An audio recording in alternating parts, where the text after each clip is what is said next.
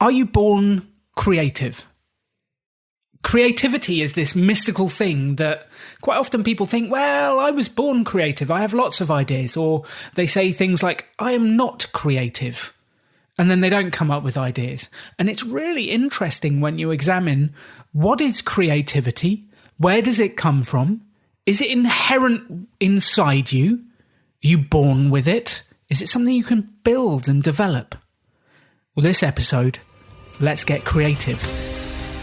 What would it take to become the hero of your own life? To build the business you've always dreamt of? To make money doing something you love?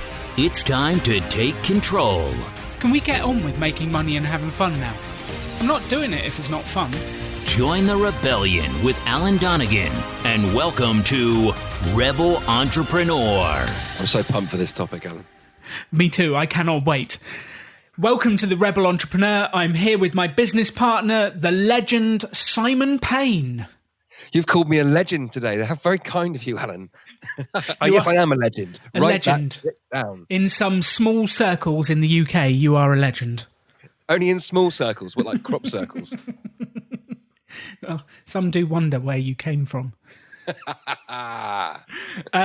Welcome to the creativity episode. This is episode 11 of the Rebel Entrepreneur, and it is about ideas and creativity. And Simon has become the person that I most love to brainstorm with, because when we get together, the ideas flow, Simon. And what I want to do is dig into how does that happen? Where does it come from?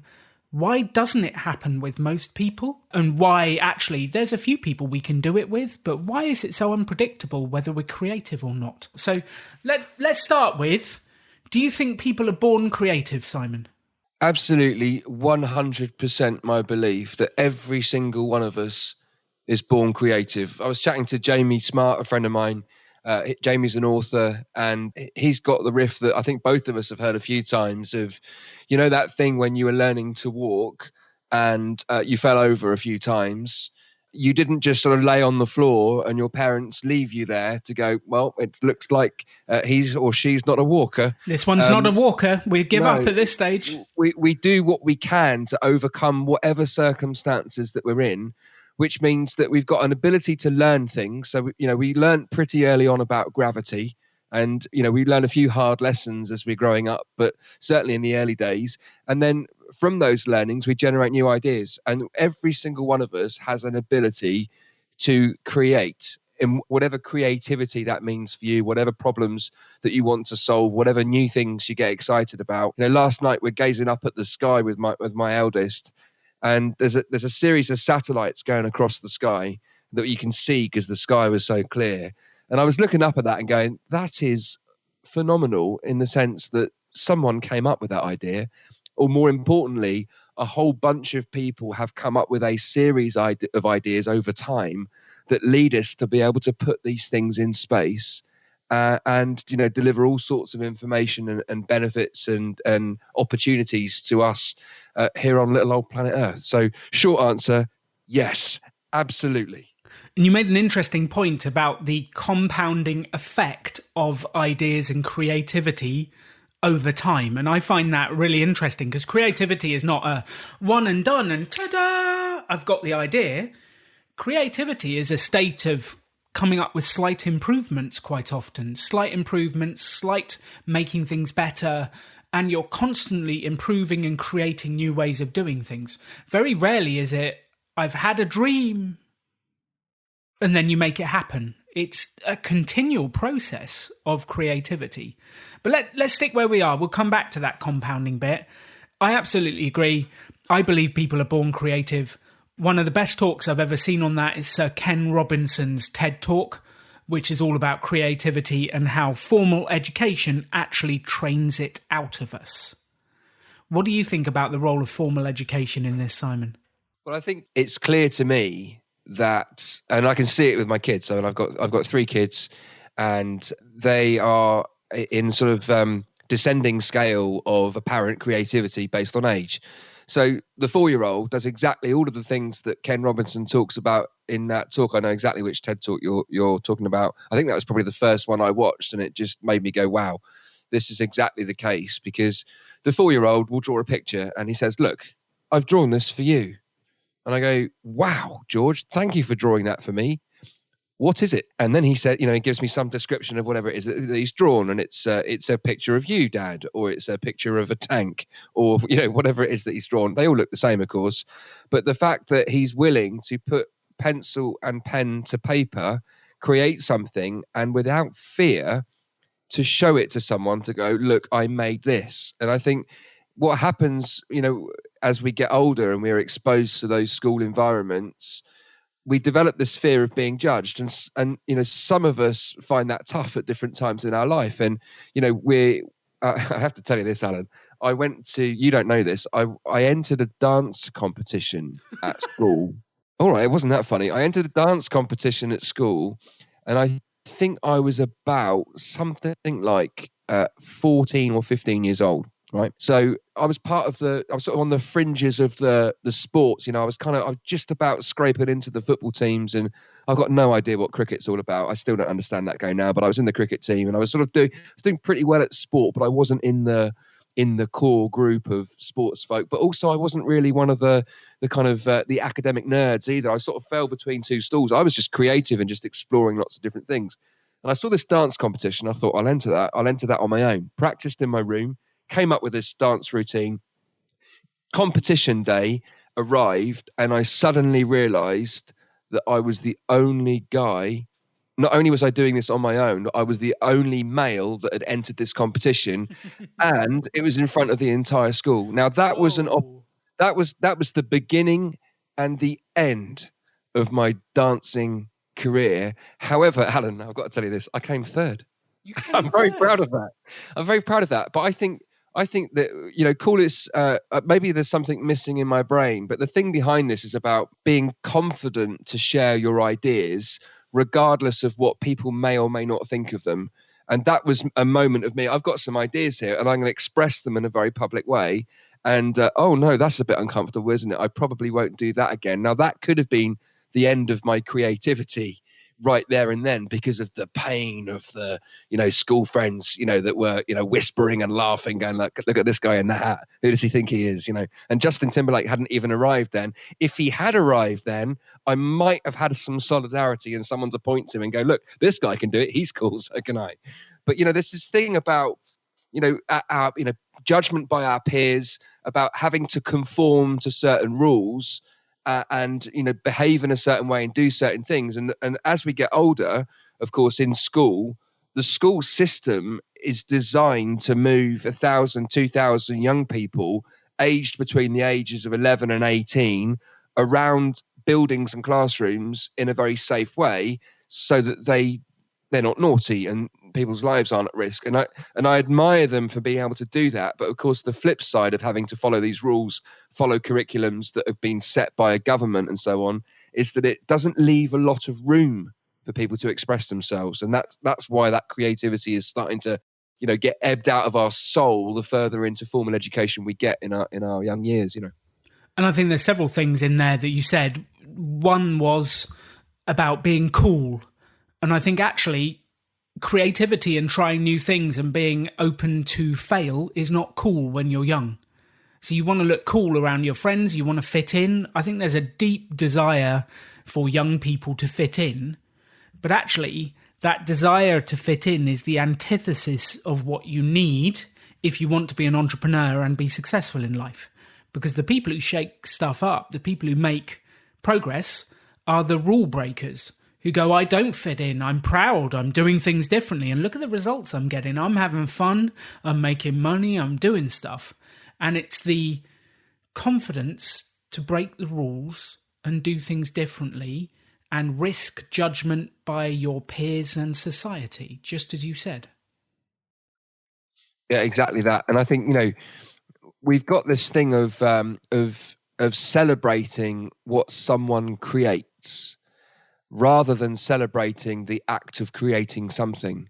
Do you know what I mean by that? It's a sort of sense of that when if someone's got some artistic talent, for example, and then they make a picture or paint a picture or they draw a sketch, you go, wow, look at that sketch. What a fantastic result. And I think this leads us to compare our own ideas and creativity with someone that's got some natural talent, and I bet they've practiced for hours and hours and hours, but it doesn't feel like practice to them because it's their passion. But, I think one of the things that slowed me down from doing amazing creative output, and perhaps less in business, but certainly to an extent in the early days, more in terms of art and music, is this perfection paralysis. And, we should be celebrating someone putting an idea out, whatever that idea is. It doesn't really matter what it is, and it doesn't really matter if it's any good. It's you're doing an idea. You've come up with something, you've joined some dots, and you're putting, you're expressing yourself creatively and putting something out there. That's fantastic. Keep doing that. And it's the numbers game of creativity, of, generating ideas, prototyping, trying, experimenting, rather than the thing that you mentioned at the start, the ta-da, I've got an idea and everything rests on this one idea. Oh, no, that idea that you think you've got is just the very beginning of the journey. But I think this is the key bit that actually stops people. So if we look at the barriers to creativity, I think you've hit on one of the major ones there, which is perfection paralysis, which I believe is rooted in we live in a judgmental society. People are judgmental of your ideas. We're constantly saying that's good, that's bad, this is wrong, that's great, that's wrong. And actually, people more likely to pick out what's wrong with a situation. The human brain is trained to look for what's wrong. So you get a bunch of judgmental people who tell you everything that's wrong with your business idea, your plan, your YouTube channel. They will point out every mistake and then expect you to push on regardless, feeling confident and positive. Like, how does that work? When I've had those judgmental people, they've crushed my confidence. And then I go away and build it on my own without talking to anyone and go, screw them, I'm just going to do it myself. But that judgment, I think it's the judgment, Simon, in society and culture and from people that is the real problem here. You just reminded me, Alan, I ran a session for a famous airline a few years ago, and it was a creativity session. And in the room was someone very senior in the finance department for this company. And imagine you've got a bunch of big hitters in the room, 12 to 15 senior people in the room about to solve one of the most pressing challenges facing that organization. And we're about to start the session. And she interrupts the flow. And she said, well, don't ask me to come up with any ideas because I'm not creative at all. I'm the accountant. And I think, can you imagine any creative energy that was in the room, people that were fearing, judgment and, all of the politics and challenges that exist when you're working in a big company. Imagine any creativity that people might have arrived with was floating out of the window just in that second, because she completely devolved herself of all responsibility for idea generation. And I think I said this to you before. I always wonder if it was because she was an accountant and the words creative accounting shouldn't appear in the same sentence. Maybe that was her barrier, I don't know. But the fascinating bit about that day was that about 2/3 through the day, she came up with an idea that was a compounding effect of lots of conversations that it had. This idea was the idea that was adopted by the entire organization, completely changed the way that they look at carbon offsetting. And it came about as a result of the person that said that she wasn't creative, putting stuff out there and others doing the same. And I think you're absolutely right. The judgment of our ideas, I think we fear the judgment of others, whether that's real or not. But I also think we are judging the ideas ourselves. And lots of folk that, when you're having idea sessions, they don't say anything out loud, or they perhaps water down their idea or wait until someone else says something first before they share it. And they're killing off their own ideas in their head before they even put it out there. So, anyone that's listening to this podcast, I bet you can relate to this thing of, having some thoughts about ideas in your head. And it's almost like cerebral clay pigeon shooting. Like every clay that gets thrown up in the air in your mind, you're shooting it down before it's had the chance to even, practically get off the ground. And ideas are precious. They need to live and breathe. And for that to happen, they need to be said out loud without fear of judgment, and riffed on and built on. And I think we had a conversation a couple of days ago, Alan, about when it was in my head, it felt like a brand new idea, but of course it's not. We've had this idea, it's been circling round for probably 5, 6, maybe even longer, 7, 8 years. And the ideas, they come around again, they've got different spins on them. And, let's stop killing them in our heads and let's give them a bit of airtime. Well, I think that's the second form of judgment. You get external judgment and you have internal judgment. And so many people, I watch them do it. You can almost see their eyes flicker like I've had an idea. And then they flicker down when they talk to themselves and go, no, that won't work. And then they sit there silently. And I think some of the toughest critics and judges are our own internal self, where we put out an idea and in our brain, and before we even say it, we kill it ourselves. I think you're right. And I think there's something about the first killer of this stuff is perfection, as you said. And maybe it makes me think the second is about ego. And I remember in something like 2004, something like that, 2005, I was doing some work for a charity in the UK, and a bunch of conversations led to an idea. And I shared this idea, and everyone went, wow, that's a phenomenal idea. And I went, right, come on, we can make this happen. Let's make it happen. And about 2 or 3 months in, I couldn't understand why I was the only one working on the idea, because I thought this is a fantastic idea. But this was all about my ego. And I thought to myself, I've come up with this idea and it's a brilliant idea and I'm fully attached to it. What I've missed is the opportunity to bounce the idea off of other people, to involve other people in it. And whether you're in an organization, working on your own business ideas, I think the thing that I've learned from that is not letting your ego think that the idea you've come up with is any good. It's just the start of something. And actually, you need to prototype it. You need to get other people involved. And, I talk often about the arrogance of ideas, to go, like, I'm not arrogant enough to think that I've come up with this thing on my own. It's as a result of 1,000 conversations that I've had over the years that suddenly I'm joining the dots because I'm open to what could this thing become? Rather than me attaching myself to it, it's a much more collaborative process for me now. And the results have been off the chart. Well, and it's built off the books you've read, the TV shows you've seen, the shops you've walked past and bought stuff in. All of these have influences on us, and we join the dots and build these ideas. That's absolutely how it happens. So look, one of the things I want to do for the people listening is I want to turn creativity into a process, or if you're American, a process, so that we can actually think through how to do this. So I want to look at, how do you come up with ideas? What's the process and how do we do this? And is there a way to actually turn this into a repeatable process that we can help work on our own problems, our own issues, and be creative about? That's what I want to do. Are you up for it, Simon? I'm excited for this, Alan. I've got no idea what you're going to say. Let's go for it. Well, there's so many different elements to creativity, so many different elements. I think the first step is actually defining what you want to be creative about.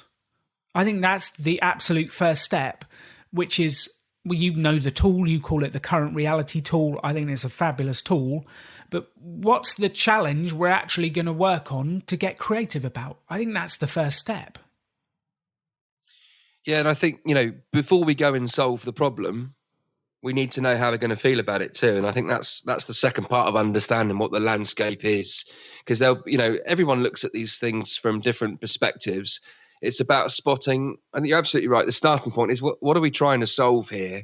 And that question usually stops the spinning round in circles. You know what it's like when you go, like, well, what about this and what about that? I don't know about this and I don't know how that would work and what about this? But wait a minute, what's the problem that we're actually trying to solve? And we spend a whole bunch of time looking for answers, nowhere near enough time asking the right question. Absolutely. So I would take that time to go, okay, what is the issue? If you're running a business, is the issue not enough sales? If you're running a business, is the issue that customers don't love the product?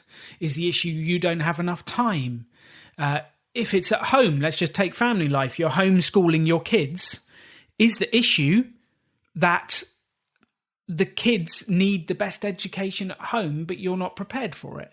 What is the issue? And the better you can define the problem, the better you can go to stage 2. There's a couple of brilliant tools for this. Design thinking is one of them. The old consultant's favorite, if I cast my mind back, was the 5WH, asking why 5 times and then asking how at the end of that. So, the problem is, like, I can't get enough sales for my business. Well, why? Because I can't get enough customers, or is it because the messaging is wrong, or I don't know who my customer is? Why? Well, I haven't done an analysis on who the customer is. Why? Because I'm short of time. I don't seem to have any time for these things. Why? Well, because, I'm busy with the kids and I've got my day job. And so the question is, how can I create the time to focus on my sales properly? So that 5WH tool is super powerful. It's very simple. Ask why 5 times and then ask yourself the how question at the end. Which brings us to turning the problem into a question, which I think is step 2, is taking the issue, the challenge, and turning into a question that you're actually jazzed, juiced, and excited to answer. How do you turn a problem into a question, Simon? I'm just excited that you've used the words jazzed and juiced in the same sentence, Alan. So just give me a moment to get past that for a second. I couldn't come up with a third J that quickly. I bet you could, but not for this. I think, look, it's a great question. I think, we've definitely got to start with the how. The business that I used to work in before growing Pop-Up Business School with you was taught me so much about this, about, what does a decent question look like? You've definitely got to start with a how. Don't start with a why, because why is just going to give you a list of things as the reasons why it's not working. But a how opens it up to, you got to open up to possibilities. So the purpose of asking a question is that you narrow your focus on one particular aspect of something, but you open up the words so that you've got the most possibilities. So if I was going to ask a question, I'd be starting it with how could I, or how could we, or how might I, or how might we? And that was the stuff I learned, a few years ago. And then where you take it from there depends on what the outcome of your 5WH stuff is all about, because it's going to give you the area to focus on. So, being specific, the how could we opens it up to lots of possibilities.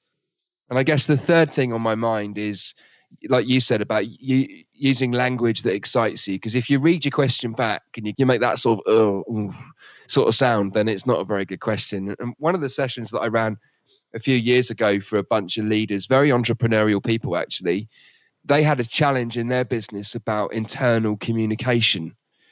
And they said, we're not very good at it, are we? We're a really high performing team, but we're not very good at making friends with other parts of the organization, our business here.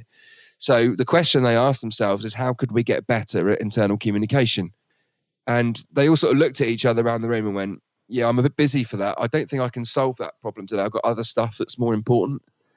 So just by changing the language of the question, how might we, or I think we said something like, how could we become role models at brilliant communication internally? They all looked around the room at each other and they went, role models?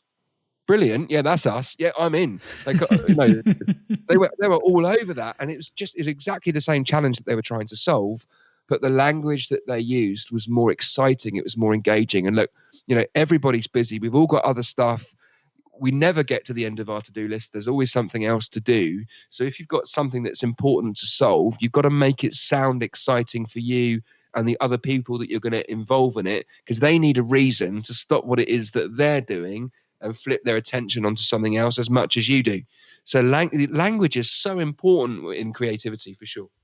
Which that brings me on. If I could sum up that little section in one statement, it is the quality of the question you ask determines the quality of the answers you get. And if you're asking a duff question that people don't find exciting, they're not going to play. So it's the quality of the question. So let's just you started the sales example, so let's just continue that on. A sales question might be, how might we get more sales? Well, how jazzed are you to go out there and get more sales? Maybe not. Maybe there's a better question. How might we get customers coming to us? How might we treble the sales this year? How might we treble the sales this year and have fun whilst doing it? Well, that's a better question. That gives me more juice. And it's the quality of the question determines the quality of the answers you get back. It's like putting a lens in front of the problem and looking at, it just helps you to look at it from a place where you have more energy. And I've never come up with any ideas, and neither have I seen anyone else come up with any decent ideas worth remembering when your energy levels are low. And actually, thinking about the environment where we're coming up with ideas is really key. And I think, Alan, you and I have had some of our best conversations when we've been outdoors, striding through central London. By the way, you do walk a little bit too fast. But, you move like a snail, Mr. Paine. You move like a snail. It's like, come on, I need energy. Let's go. Yeah, this is good. But I need to be able to breathe as well. It's some sort of Greek marathon power walking that you do. It's definitely not normal walking. But anyway, some of our best ideas we come up with when we're outside. I had some fantastic ideas just last night after finishing a Facebook live stream with Jack in the team. Because we've got energy and we're pumped by the conversation that we've just had. That's when the ideas keep going. And I think, it's really difficult to come up with ideas when you've got the weight of the world on your shoulders and all that kind of stuff. The language in the question really helps. If I was asking a sales question, how might I triple my sales in a quarter of the time? That's going to generate ideas that you would never normally think of, because we have to put ourselves in a place where we can look at this stuff from different perspectives so that we can get a richness of ideas. And that might not be the right question for you because it might not solve the right challenge that you're trying to solve. But looking at these different types of questions that you can ask, how might we become the rock stars of selling? How might I become the best salesperson ever? How can I think differently about sales to get me excited? How can I double my sales ethically whilst doing the best for my customers? How can I make my customers into salespeople for me? Ooh, I like that question. I love that question. Can we just quit the podcast and work on that for pop-up? Get quick, yeah. Let's make a phone call now. Let's get Jimbo on the phone. So step 1 is define the problem. Step 2, turn the problem into a question, and the quality of the question you ask will determine the quality of the answers you get. And then step 3 is the creative brainstorm. Now, there is a lot of different ideas about this stuff, Simon, but it's the brainstorming bit. What would your initial advice be on the flow for getting the ideas out? For me, this is my favourite bit. It's counterintuitive in some ways, because I used to think, I don't want a process for creativity. I want a blue sky thinking. I want a blank sheet. I want a giant wall where I can just generate ideas. But actually, if you've got a process and different types of processes within the brainstorming, the quality and the volume of ideas is like 100 times. I can't tell you how important this bit is, because it's almost like we put a lot of pressure on ourselves to go, okay, here's a problem. And then we all look around the room at each other and go, right, has anyone got any great ideas? Has anyone got no? Anyone? Somebody have an idea. But some of these brainstorming processes I absolutely swear by. The first thing that I would always do is, like, what's front of mind ideas? What stuff have we done already? What stuff have we tried? And what kind of results have we got from that, just to kind of get us in flow? Because once we've got that stuff out, it's a lot easier to allow the room for new ideas to then come in. So front of mind stuff, what's the first cut of initial ideas that I've either had or that we've tried or at least started to implement, and what have been the results from that? Because that's going to generate some new things. The next one is one of my favorites, which is it's the sort of what's the word I'm looking for? It's like the antidote. That's the word I'm looking for. The antidote to overthinking. And as you know, I like a good think. But the antidote to that is, instead of thinking, because when we're coming up with ideas, especially as adults, we tend to overanalyze things too much, a little bit like I'm doing now. So you're just going to go, right, you got 60 seconds to write down as many ideas as you can, so that you don't judge them, because it's not about judging at this stage. We'll judge them later. And I wanted to ask you about the Disney strategy, because I can't remember that. I know that's one of your favorites. And it's just about going in 60 seconds, see if you can get to 20 ideas that you could do, knowing that some of those 20 ideas are going to be absolute nonsense. But it's not the idea itself, it's treating the idea like it's a train of thought. So, for example, if we go, well, let's solve some problems that, like, we want to generate a really cool entrepreneurs retreat. We go, fantastic, let's go and rent an island off of the coast of Africa, and then we'll fly everyone out there. And then you might, in your own head, you might be killing off that idea, going, well, that will never work, will it? Because we've got to get people's vaccinations. We can't afford it. Expensive. Yeah, all that stuff. But actually, no, it's not the idea. It's treating the idea as a train of thought that you write down. And by the way, writing the thing down is a critical part of the process that I didn't really discover until I met you. Actually, you were the king of writing things down. Everything. So does that trigger your thought? Tell me about the Disney strategy, Alan. Remind me of what that was again, because that's a really cool process that helps to separate stuff out, doesn't it? It's incredible. Just before we do that, I just wanted to add in to your little bit, which is, what's the quickest way to have a good idea? Have lots of ideas, because you get the manager who comes up to the front and goes, right, we're going to think about this problem. Who's got a good idea? And in your head, everyone's going, I'm not sure if my idea is good yet. I don't know. The only way to know, have you ever had something that's in your head that you think sounds amazing? Then you say it out loud and you go, oh, I wish I'd never said that.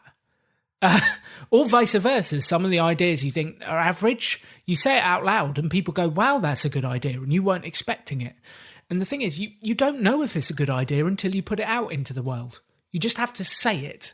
So I think the quickest way to come up with a good idea is just to put all the ideas out there and then evaluate them later, which does bring us on to the Disney creative strategy. And this is the bit that really makes a difference for me in creativity, is Disney split out creativity into 3 phases. He called the 3 phases the dreamer phase, the realist phase, and the critic phase. And actually what I think most people do wrong in creativity is they try and do all 3 of these in the same meeting at the same time. And I'm sure you've got plenty of examples of this, Simon. What you've got is you've got a bunch of people around a table. Someone goes, oh, I've got this idea, and they're dreaming. Someone next to them goes, yeah, I'm not sure how we would make that work. That's the realist, the how-to. And then someone over the other side goes, yeah, that'll never work because of this, this, and this.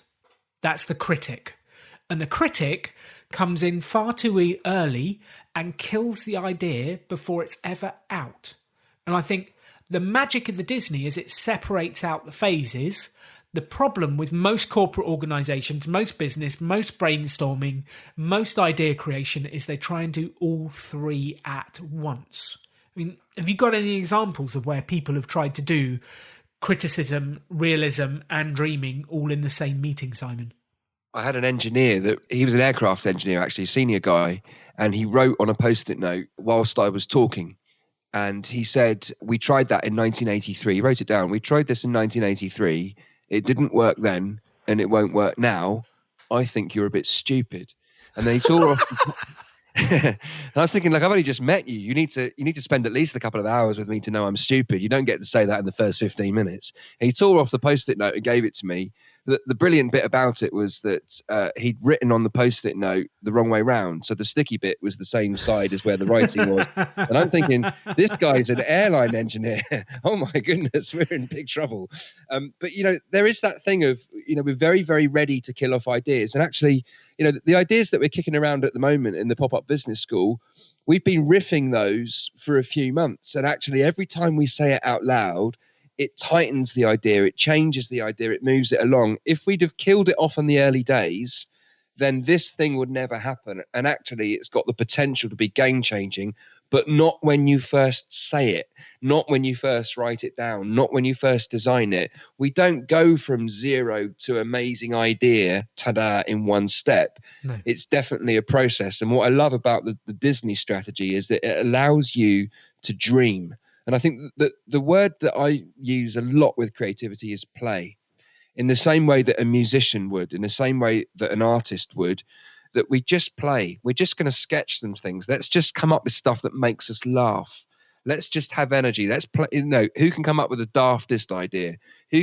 Let's think of if you were 4 years old, what ideas would you come up with? And it's almost like you've got to put a lens between the problem and what the solution's going to be. And it helps us look at it from lots of different angles and just have fun. And I think some of the best ideas at Pop-Up Business School have come through play. It happened last night. Jack captured it on a Post-it note. There's something that's going to go out on social media, which was just us playing with words. And I reckon probably in the last, 4 or 5 years at least, we've probably generated, and I'm not exaggerating to say, generated about 100 to 150 new business ideas just by playing around with words. Those fun chats that we have, Alan, and that sense of play is really key to kicking off that dreamer phase. I still want to launch Cojones Coffee. I've forgotten that one. Absolutely. There's so many ideas. But look, so the Disney creative strategy separates out this part, and it allows you to play without the risk of judgment and criticism. And that's the bit I think here. The critic is important, but if they come in too early, they kill your ideas. So what Disney would do was take himself or the team into a separate room, which he'd call the dreamer phase, and all they were allowed to do was come up with ideas. No working out how it would work, no criticising, zero criticising, just idea creation. And that's actually the first step, is get as many ideas as you can down. Now, if you've got a challenge with your business, my suggestion to you is to come up with 50 ways of solving it, or 100 ways of solving it. As many ideas as you can. Now, when I say that, people look at me and go, what do you mean 50 ideas? That's insane. What do you mean 100 ideas? Well, what happens is, the first 10 you come up with will be the same 10 that you always come up with, and the same 10 that probably haven't worked. And you actually have to push past your normal thinking to come up with better and bigger and different ideas. Then your brain starts to play, then it gets stretched, then you'll get to the midway point and go, there's no more ideas. You'll go for a walk, you'll go and sit on the toilet, you'll do whatever you do, and 10 more ideas will come to you almost instantly. And it's the challenging yourself to come up with this giant volume of ideas, because the quickest way to have a good idea is to have lots of ideas. And 90% of them will be rubbish, but somewhere in there is gold. If you don't stretch yourself, you'll never find that gold. I love that. And some of the techniques that I've used over the years, especially again recently, actually, are things like, what would we do if we had to do 10 things tomorrow morning? I love these frames. Yeah, this is the different frames for it. I love that one. They're game changers because they just help you look at the problem from a different angle, because our perspective is our perspective. And if you want a richness of ideas, you've got to jump out of that. I think like the one thing that I would want to share with everybody is we are all surrounded by critics.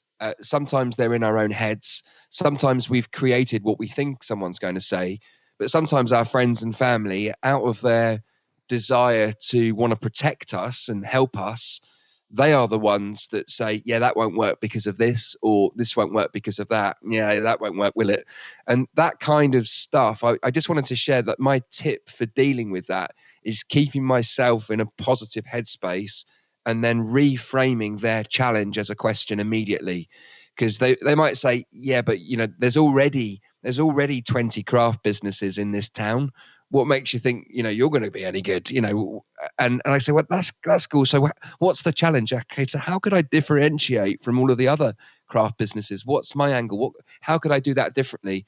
And by reframing someone's critique of your idea, or even your own critique of your idea, into a question, it helps you stay in that creative space. It's like the antidote to the negative ninnies. You know what I mean? I love that, Simon. I think that's actually a better strategy than mine.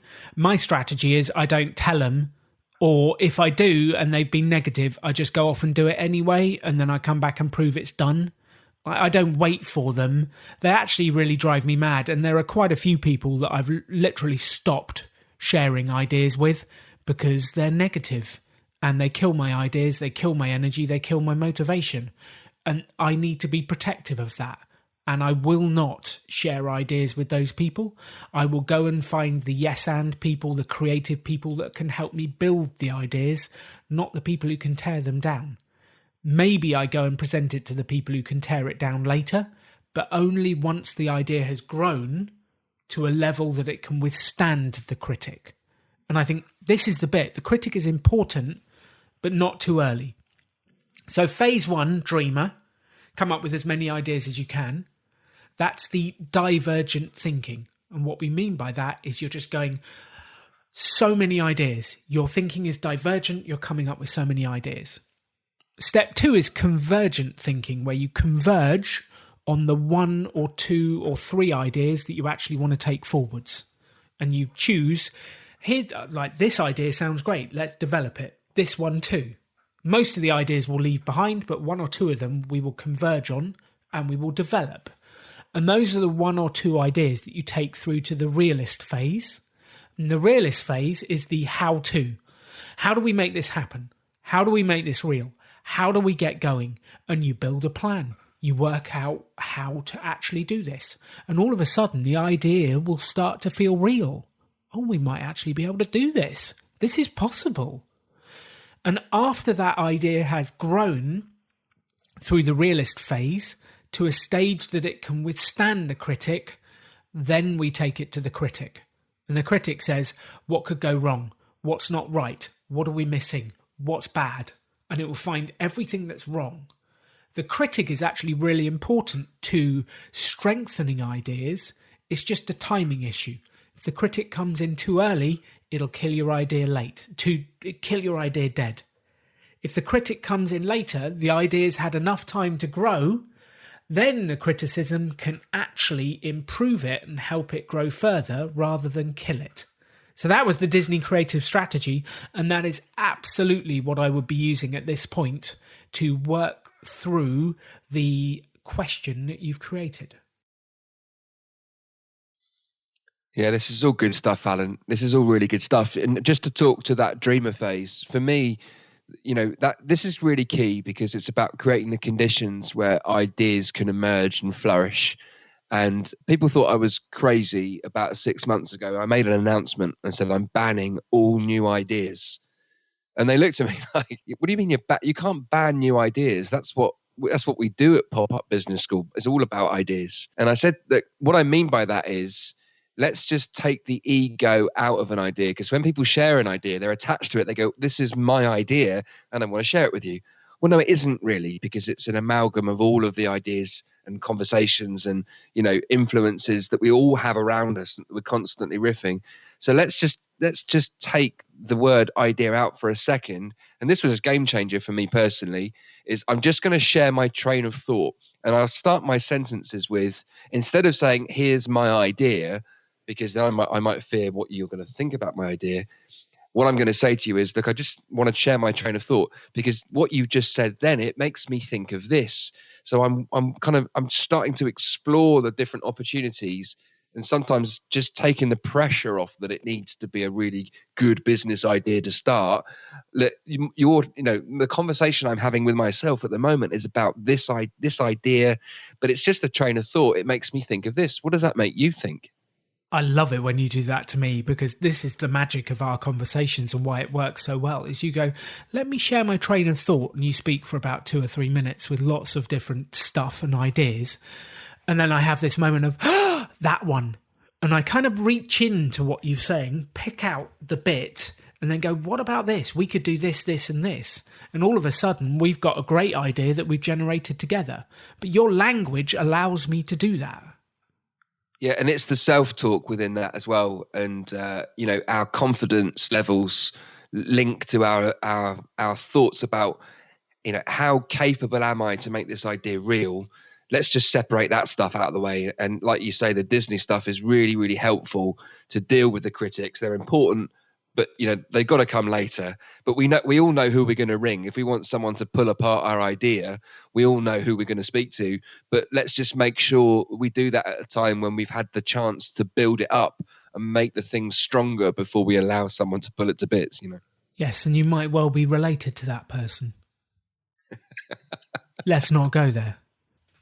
So we've got define the problem, turn the problem into a question, use the Disney creative strategy and some of the frames we've been talking about to come up with ideas, put them into the realist phase, develop the ideas, then help the critics strengthen them. Then we're converging on what's the one thing we're going to do next. And I think this is where I really want to draw this together is, I think it was Tony Robbins that said this, never leave the scene of an idea without taking action on making it real. And that has absolutely driven me for the last 5, 6, 7, 8 years. With as soon as Simon and I come up with an idea, I immediately go to, well, how do we make it real? We've decided to do it. Let's do it now. And I think that's been a game changer for our business and our way of acting, hasn't it, Simon? Yeah, absolutely that. And I think it reminds me of a thing that I've done a few times, the Marshmallow Challenge, which I think was a TED Talk, Tom Wojcik, I think. And the learnings from this being that, you got a bunch of sticks of spaghetti and a marshmallow, and they ran this experiment with lots of different groups. And, who had the most successful structures built out of spaghetti and a couple of bits of tape and a piece of string. I think you get a meter of string or something. And for those groups that they could, certainly out of the children that they ran it with in kindergartens were the second best performing teams when they were building structures to support the marshmallow. Number one being civil engineers, structural engineers. As you might expect, they would have a few insights on how to build a structure to support a marshmallow. Some of the adult groups and some of the kids groups, I think, ate the marshmallow before they could finish the challenge. I think that's to be expected. But what was fascinating was that kindergartens were prototyping their ideas and making them real much earlier in the process. So, groups of adults, especially CEOs, we were some of the worst performers because we were, thinking about strategizing and only getting the marshmallow involved when there's sort of 2 minutes to go on the challenge. And then we realized that the spaghetti didn't hold up the marshmallow and it was all too late because there's only a couple of minutes left. Whereas the youngsters, they get the marshmallow. For those that don't eat it, they look at it and go, let's just stick it in a bit of spaghetti and see if it stands up. Oh, no, it falls over. I think I need a second bit. Oh, no, that falls over too. Oh, a third bit. Oh, a little spaghetti tripod. That kind of works, doesn't it? And I think this thing about, launching an idea as a ta-da is the reverse of what in our experiences of creating ideas and making them real. We've got to experiment with them much, much earlier and use those live experiments in order to shape the thing. And that requires a little bit of courage because it means you've got to talk to people. It means we've got to sell before the thing's even made. That stuff that we've learned over the years is the difference between an idea going to the graveyard with all of the best of the other ideas that are there, or actually, becoming something that's real. Absolutely. And I think it's that drive just to, as soon as the meeting's over, who can we email to sell it? Do you think this is a good idea? Would you buy it? Who can we speak to? How can we make it real? Oh, we want to do an event. Well, let's just book it and put it online and see what happens. And I think that drive to take an idea and make it real, you will know whether it works or not very, very quickly. And that's actually the key, because not all ideas that come from this process are actually going to work. The only way to know if an idea will work or not is to test it, to do it, to act on it, and to make it happen. So as soon as you had the idea, and this absolutely makes people that I work with uncomfortable, and the people on our courses come comfortable, because they say, I've had an idea. And I go, well, let's do it. I don't know if you remember this one, Simon. There was a lady on the course in Longmont who said she had an idea about a business to help with veterinarians' mental health. And she said, I think I know the customer. And I looked at her and said, well, why don't we email him now? You should have seen her face. She was like, what do you mean email him now? I was like, well, we've got an idea. Let's see if he's interested. And she did it. She sent the email. We got a message 2 days back saying, this is really interesting. When can we speak on the phone? But it's taking that idea and instantly doing it. I think most people take ideas and they hold on to them for the next 10 years. And by that stage, someone else has done it. Yeah, that's the perfection paralysis for sure. And it's, fears behind it. And I remember someone that started a coaching business, but it took them about 2.5 years to get the thing out there because they weren't happy with the logo. There weren't enough petals in the flower in the logo, or it was the wrong pastel shades, or the lettering wasn't quite right. Well, actually, if you haven't spoken to any of your clients, you don't know if they want your stuff yet. And the only person that cares about your logo is you. And I think, there's definitely, of course, some stuff around branding and so on, but you don't know what you're going to brand yet because you haven't really put it in front of anyone. And it's going to change as you experiment and prototype and speak to people. The idea that you start with probably isn't going to be the idea that you end with. It's going to take on a different form, the further into it you get. Absolutely. Absolutely, Simon. So look, there's the process. This is what we want you to do. We want you to define your problem. So think about your business, think about your life. What's your biggest challenge? Define that problem, turn it into a juicy, exciting question, and then go through the Disney creative strategy to brainstorm ideas, turn it into a real thing, decide on what you're going to do, and then take action immediately. Simon and I would both love it if you took that from this episode and had a go at it straight away. Now, before we have the closing message for the show, Simon, do you have anything to say to our audience at The Rebel Entrepreneur? I really want to hear the questions, Alan, the questions that people write down and, ask themselves to help them generate ideas. I would love it if people sent the questions so we could see them, because I think there's probably a bunch of episodes that we could create around the questions that people ask themselves, but also the questions that they ask us too. So there's nothing that gets me excited more, when I think about this stuff, about creativity, it's the quality of the question that's going to get the answers out there. So if people can share those questions that they write down as part of your challenge that you've set, I'd love to read some of those and talk about those in the future. Perfect. That is a great idea. Yes, send us your questions, whatever they are. If you come up with the question of how might I triple my sales for X business, how might I do this, how might I do that, send us those questions. So this was episode 11, Ideas and Creativity. Episode 12 is how do you evaluate an idea and choose which one to go forwards with? Because that's actually one of the next challenges Simon and I have discovered people have, is they have 5 business ideas and they don't know which one to start with, so they end up doing none. So join us in episode 12 for that. Thank you for tuning in to The Rebel Entrepreneur. You've been listening to Rebel Entrepreneur with Alan Donegan. Be sure to subscribe on iTunes to get new, fresh episodes as soon as they've launched. To stay up to date with the Rebellion, visit choosefi.com/rebel. Thanks for joining the Rebellion.